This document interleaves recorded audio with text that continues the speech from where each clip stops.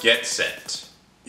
Destination Earthstar for the NES, developed by Imagineering and published by Acclaim. It was released for the NES in February of 1990, designed by Gary Kitchen and Rob Harris. You take control of the spaceship Earthship and have to navigate 8 sectors of space in order to eventually find Earth, whilst also racking up the points. The Earthship can be controlled in 2 different ways, so I'll do my best to explain them as we go. Here's a game I think I'm all too familiar with, being that I played a fair amount of space exploration games with my Atari. This looks no different coming from an Activision alum, so my hopes are a bit high. The first part, and more or less a majority of this game, takes place in a mode akin to Star Raiders, where you go across each sector moving your direction with the D-pad and adjusting your speed with up and down while holding B. You'll find many things of interest in every sector, as illustrated by the grid map on the left. Zeros represent planets that you can land on to potentially find little things to help you out, or nothing at all. From my experience, it's best to avoid planets and instead go to the A and B when you need them. Those are your armory and home base respectively, and can come in handy when you're in a pinch or just need to restock on the goods. The numerals indicate a number of enemy ships that are within that section of the sector. Your main objective is to get rid of all the enemy ships, so you must seek them out and destroy them ASAP. You'll have to go to their exact position and blast them out of the vacuum of space, but they will also retaliate in due course. I should also mention you can overheat on your laser fire, so don't try to spam A too much, and you have your tracking screen so you can center both enemy ships and anything you want to dock on. Gotta go in slow for that. Definitely not what she said. When you destroy all enemy ships in one sector, the enemy base shall appear on the map, and you'll have to go to it and enter inside to get to the second part of the game. In the base station, we shift to a mode similar to Scramble, where we're side-scrolling our way through a base, shooting anything in front of us with the A button or behind us with B, which took a second to figure out. You can acquire some power-ups to upgrade your weapons in this mode, but survival is most important because if you get hit by anything once, you'll lose a life. You can take damage when you're traveling around a sector, but you'll more than likely lose lives in a base as you have no means to repair yourself.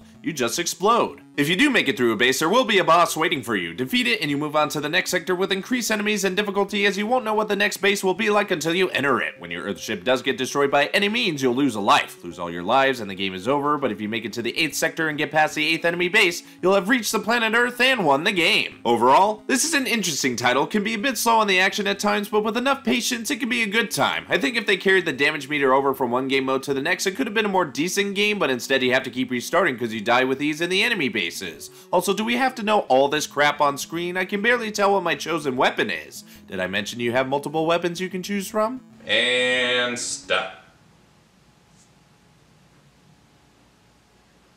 I don't know why I have this game complete in box. I mean, yeah, I do. It was cheap and the cover looks cool. It was a no-brainer, duh. Thanks for watching, guys. Be sure to like, share, and comment on the video. And if you want to see more quick views, go ahead and hit that subscribe button. This is BrianTheBlue, and I'll see you next time.